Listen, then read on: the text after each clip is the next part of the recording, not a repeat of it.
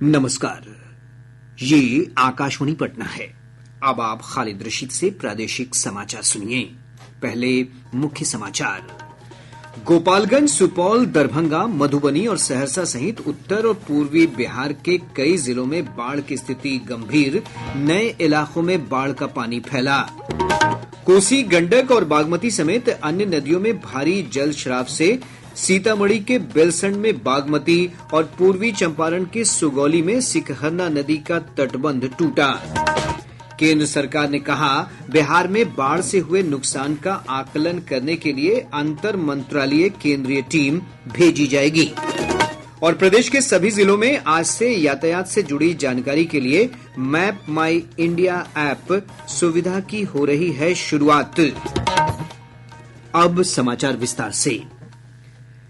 नेपाल के जलग्रहण क्षेत्रों में हो रही बारिश के कारण कोसी और गंडक बराज से भारी मात्रा में पानी छोड़े जाने से उत्तर और पूर्वी बिहार में बाढ़ की स्थिति गंभीर हो गई है।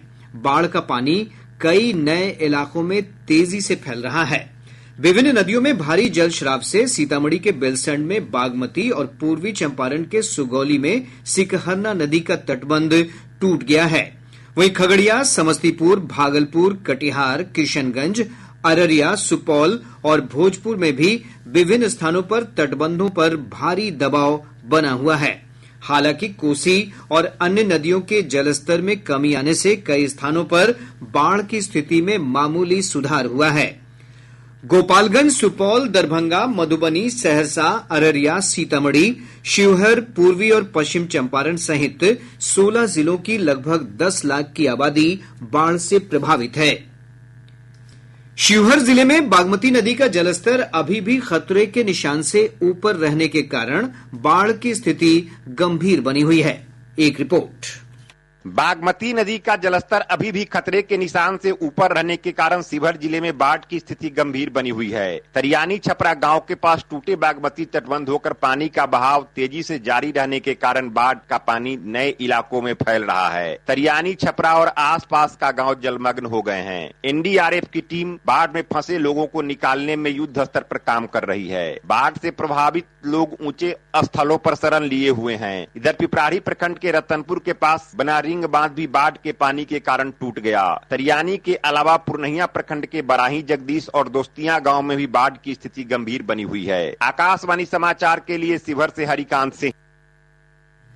दरभंगा से हमारे संवाददाता ने बताया है कि जिले में 8 पंचायत बाढ़ से पूरी तरह प्रभावित हैं। कई तटबंधों पर दबाव बढ़ने से बाढ़ की स्थिति गंभीर हो गई है। एक रिपोर्ट। जिले के जमालपुर थाना अंतर्गत भोबौल गांव के पास कोसी नदी का पश्चिमी तटबंध टूट गया और किरतपुर प्रखंड के 8 पंचायत और गौरावरम प्रखंड के कई पंचायत बाढ़ से प्रभावित हो गए। बाढ़ प्रभावित क्षेत्रों में 23 जगहों पर कम्युनिटी किचन चलाया जा रहा है। लोगों को फूड पैकेट उपलब्ध कराने के लिए जिला स्तर पर पैकेटिंग का कार्य भी किया जा रहा है। एनडीआरएफ की टीम राहत व बचाव कार्य में लग गई है। आकाशवाणी के लिए दरभंगा से मैं मणिकांत झा। सुपौल जिले में कोसी नदी के जलस्तर में कमी दर्ज होने के साथ ही बाढ़ प्रभावित क्षेत्रों में पानी घट रहा है। हमारे संवाददाता ने बताया है कि सदर प्रखंड में घूरन जाने वाली सड़क आंशिक रूप से क्षतिग्रस्त हुई है। सुपौल तटबंध के भीतर सुपौल के सदर प्रखंड के डवहारी चौक के पास 57.20 पॉइंट से घूरन जाने वाली सड़क बाढ़ में आंशिक रूप से क्षतिग्रस्त हो गई है, जिसके कारण मुख्य शहर से घूरन क्षेत्र में रहने वाले ग्रामीणों का संपर्क टूट गया है। हालांकि एनडीआरएफ और एसडीआरएफ की टीम द्वारा बाढ़ में फंसे लोगों को पहले ही निकाला जा चुका है। इधर कोसी तटबंध के भीतर लगभग 25 पंचायतों की 1.5 लाख आबादी बाढ़ प्रभावित है। इनके लिए 35 सामुदायिक रसोई किचन का संचालन किया जा रहा है। आकाशवाणी समाचार के लिए सुपौल से रविशंकर चौधरी। वहीं कोसी बराज से भारी मात्रा में पानी छोड़े जाने के बाद मधेपुरा जिले के चौसा और आलमनगर प्रखंड में बाढ़ का पानी तेज गति से फैलने लगा है। हमारे संवाददाता ने बताया है कि विधानसभा के उपाध्यक्ष नरेंद्र नारायण यादव ने प्रभावित इलाकों का दौरा कर अधिकारियों को राहत और बचाव कार्य में तेजी लाने के निर्देश दिए हैं। मुजफ्फरपुर जिले के औराई, कटरा और गायघाट प्रखंड की कई पंचायतों के सैकड़ों गांवों में बाढ़ का पानी प्रवेश कर गया है। और ब्यौरे के साथ हैं हमारे संवाददाता।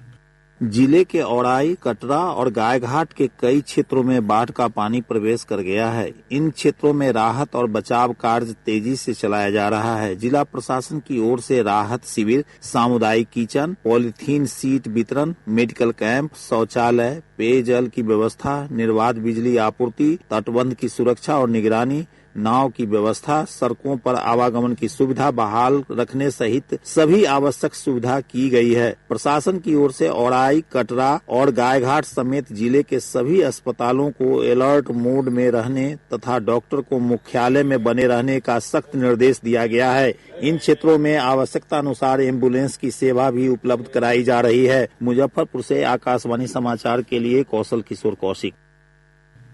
सीतामढ़ी जिले में भी बागमती और अधवारा समूह की नदियों के जलस्तर में कल से गिरावट जारी है। इससे बाढ़ की स्थिति में मामूली सुधार देखा जा रहा है। हमारे संवाददाता ने बताया है कि जिला प्रशासन की ओर से बेलसंड और रून्नी सैदपुर प्रखंड के बाढ़ प्रभावित इलाकों में लगातार राहत और बचाव कार्य चलाए जा रहे हैं। आपदा प्रबंधन विभाग के अपर मुख्य सचिव प्रत्यय अमृत ने बाढ़ प्रभावित दरभंगा और सीतामढ़ी जिले का हवाई सर्वेक्षण किया। अपर मुख्य सचिव ने प्रभावित इलाकों में पर्याप्त रोशनी के लिए जनरेटर लगाने के साथ ही अस्थायी शौचालय बनाने के निर्देश दिए हैं। इधर केंद्रीय मंत्री चिराग पासवान आज सहरसा जिले के बाढ़ प्रभावित इलाकों का दौरा करेंगे। श्री पासवान इस दौरान बराही, सहरसा परिसदन, केदली पंचायत के प्रभावित इलाकों का जायजा लेंगे। गृह मंत्रालय ने कहा है कि केंद्र सरकार बाढ़ प्रभावित राज्यों को हर संभव सहायता प्रदान करने के लिए पूरी तरह प्रतिबद्ध है। मंत्रालय के अनुसार बाढ़ प्रभावित राज्यों बिहार और पश्चिम बंगाल में नुकसान का आकलन करने के लिए जल्द ही अंतर मंत्रालयीय केंद्रीय टीमें भेजी जाएंगी। मौसम विभाग ने कहा है कि अगले 24 घंटों के दौरान सीवान, सीतामढ़ी, मधुबनी, सुपौल, अररिया, किशनगंज, मुंगेर, जमुई सहित आसपास के कई जिलों में हल्की से मध्यम बारिश की संभावना है। इस दौरान मेघ गर्जन और वज्रपात की चेतावनी जारी की गई है। वहीं शेष स्थानों पर मौसम शुष्क बना रहेगा। प्रादेशिक समाचार आप आकाशवाणी पटना से सुन रहे हैं। ताजा समाचारों के लिए आप हमारे एक्स हैंडल AIRnews_पटना पर जा सकते हैं। प्रदेश के सभी जिलों में आज से यातायात से जुड़ी सीधी जानकारी के लिए मैप माई इंडिया ऐप की सुविधा उपलब्ध कराई जा रही है। इस ऐप के जरिए ट्रैफिक से जुड़ी समस्याओं की जानकारी मुफ्त उपलब्ध कराई जाएगी। ऐप के लिए जिला स्तर पर व्हाट्सएप ग्रुप भी बनाया गया है। इसके अलावा ऐप पर तस्वीर के माध्यम से दुर्घटना और जाम से संबंधित जानकारी उपलब्ध होगी।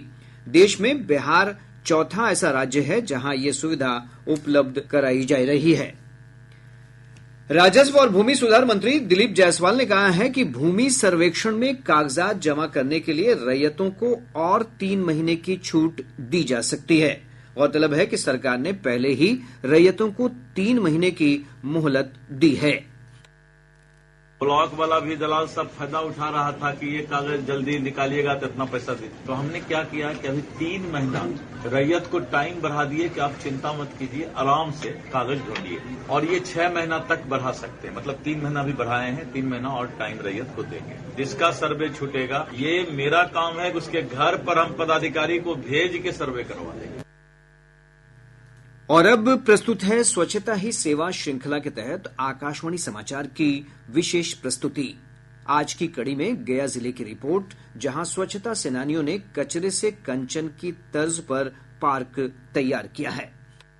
गया नगर निगम ने शहर के स्टेशन रोड स्थित निगम स्टोर में कचरे का सदुपयोग करते हुए एक पार्क का निर्माण किया है, जहां सफाई कर्मी थोड़ा समय सुकून से बिताते हैं। निगम के सफाई कर्मियों ने ही कचरे से कंचन का निर्माण करके यह पार्क बनाया है। पहले इसी जगह खराब गाड़ियों का अंबार था, जहां अब सुंदर और स्वच्छ वातावरण में आनंद की अनुभूति हो रही है।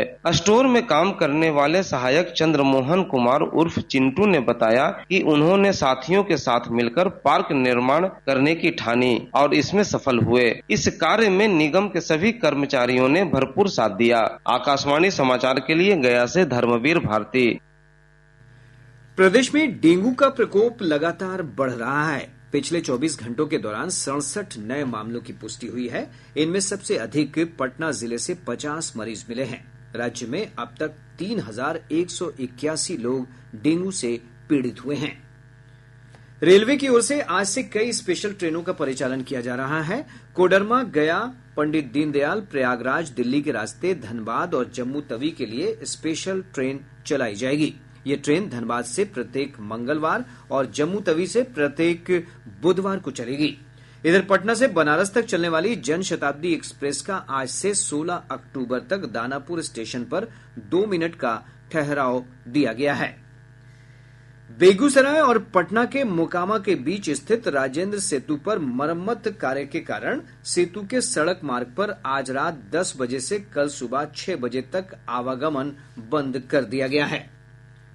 आज अंतर्राष्ट्रीय वृद्धजन दिवस है। वृद्धजन के प्रति आदर और सम्मान प्रदर्शित करने के मकसद से हर वर्ष 1 अक्टूबर को यह दिवस मनाया जाता है। इस अवसर पर राज्यपाल राजेंद्र विश्वनाथ आर्लेकर ने अपने संदेश में कहा है कि वृद्धजनों के मार्गदर्शन और ज्ञान से हमारा परिवार तथा समाज सशक्त बनता है।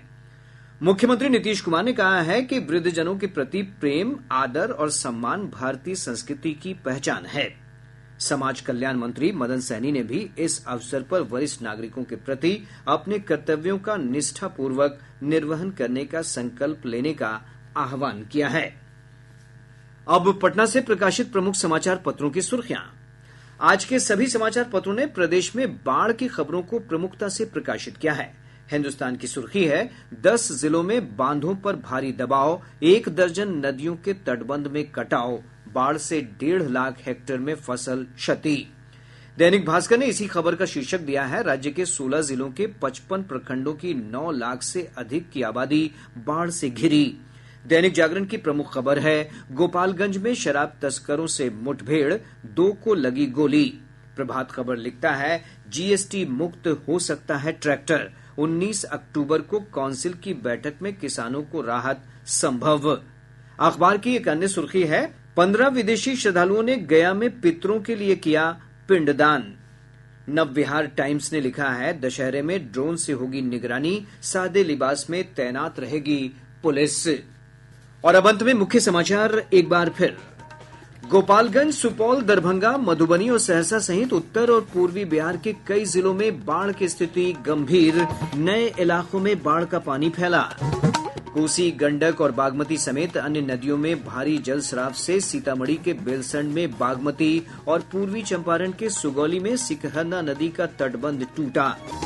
केंद्र सरकार ने कहा बिहार में बाढ़ से हुए नुकसान का आकलन करने के लिए अंतर मंत्रालयीय केंद्रीय टीम भेजी जाएगी।